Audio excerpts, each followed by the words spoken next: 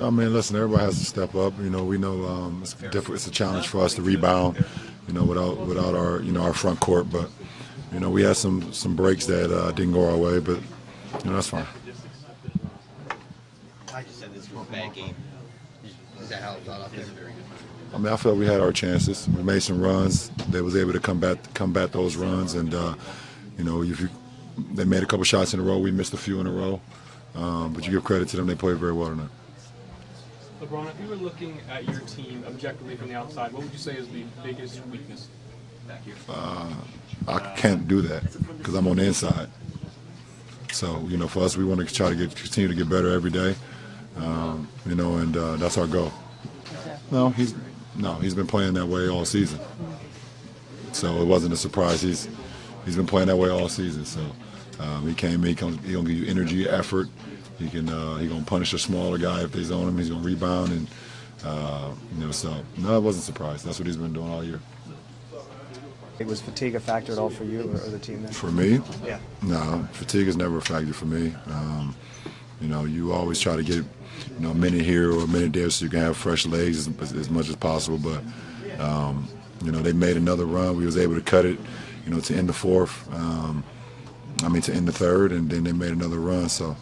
So the Cavaliers just got done playing the Raptors, and this is a pretty interesting game because we got to see the Cavaliers, number 3 seed in the East. Everybody considered them to be the best, but that's not what happened this year. And then we got to see the Raptors, number 1 seed in the Eastern Conference, both play against each other tonight. Now, real quick, I just want to say, no one expected the Raptors to be the number 1 seed in the Eastern Conference. That's unreal. The fact that they are number 1 is absolutely crazy. Now, before I get in this video, I do want to say in the description below there's a link, and that link outlines a guide on how you guys can start making some money. So it's just a free video. It's got investment advice in it. If you guys want to check it out after you're done watching this, go ahead and go to the description and click the link in it. Other than that, man, let's get right into the video. So, like I said, guys, Raptors have the number 1 seed in the Eastern Conference, which is surprising because, everybody expected the Cavaliers this year to be a dominating super team. They had Isaiah Thomas, Derrick Rose, still had Kevin Love, J.R. Smith, LeBron James. They had all these players, Dwayne Wade. Everybody expected this Cavaliers team to just, wow, they expected them to just be great. Throughout the first 2 weeks, I knew things were not going to be well. Everybody kept saying, no, they got to get used to each other, they'll be okay.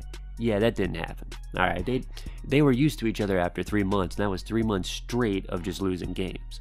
So, the Cavaliers made all these trades, and then they got the team that we seen today go out and play against the Raptors, which, in my opinion, honestly ain't much better. You got Larry Nance Jr., he's all right. You got LeBron James still, doing his thing.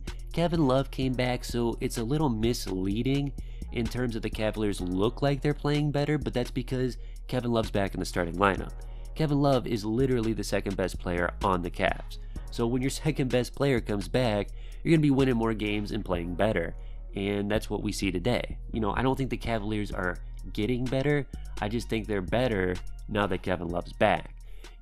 Trading for a bunch of players that no one ever really heard of, no disrespect to any of those players, but, they're not superstar players. At least not yet. Sometime in their career they could be, but right now, the only superstar player is literally LeBron James. And they traded 3 superstar players, to pick up all these different guys. Derrick Rose was a superstar.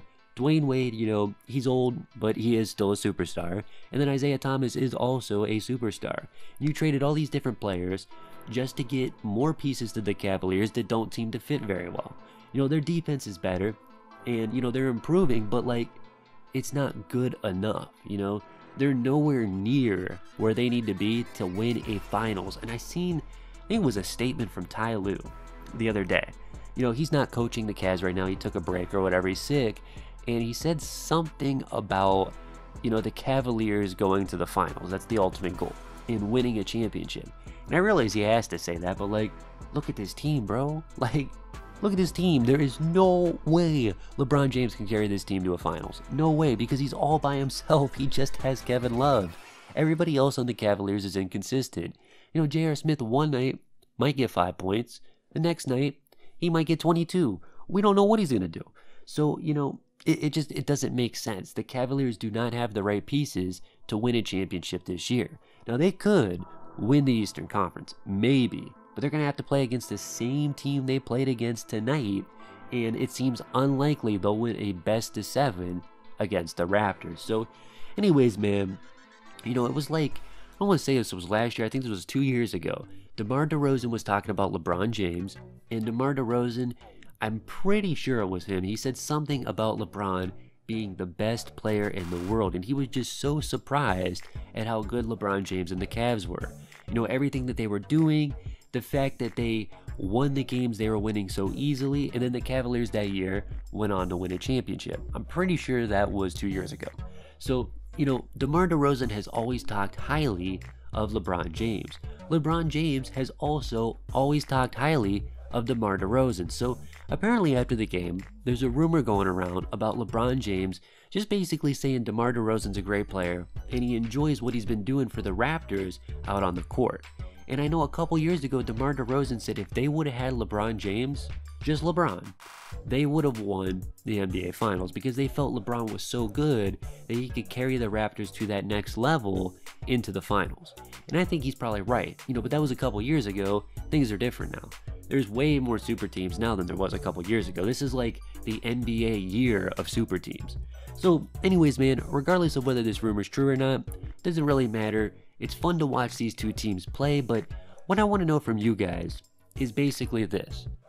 Whoever wins the Eastern Conference, let's say Celtics, Cavs, Raptors, doesn't matter, do they stand a chance at beating any of the teams from the West that could potentially win the Western Conference? You guys could let me know down in the comment section below. I'd appreciate it. And other than that, guys, that is all I got for today's video. So stay fresh. I'm out. Peace. All right, what's up, everybody? What we're going to talk about today is 5 things about LeBron James that you don't know about, maybe considered a secret. You can call it what you want to, but we'll go with number 1. It happens to be with LeBron James, and it involves the Olive Garden. I was victim of this situation, if that's what you want to call it. But anyhow, he comes into the Olive Garden with his mother, his whole entourage of people, cousins, nephews, grandmas, you name it, they were there, and announces that he's gonna foot the bill for everyone. Well, let me tell you what, when it came time to pay and we go to get out of there, I end up paying for my own bill. So you tell me, where is it that he said he was going to do that? I mean, you ask me, that's pretty twisted. I mean, I could see if he didn't say he was going to do that. I didn't expect him to pay our bill, but if you're going to say you're going to do something, you better do it. That's how I feel about it. So, think what you think of it. But that's definitely something that not most people know about him. And I guess number 2 would be, you know what, before I even say number 2, let me just let everyone know that I'm from Akron. So the things that I'm telling you are things that I know, right from personal experience. And that being said, number 2 would fall under the fact that he plays for Cleveland, but yet I've seen him walk around town and everywhere else with jerseys from other teams.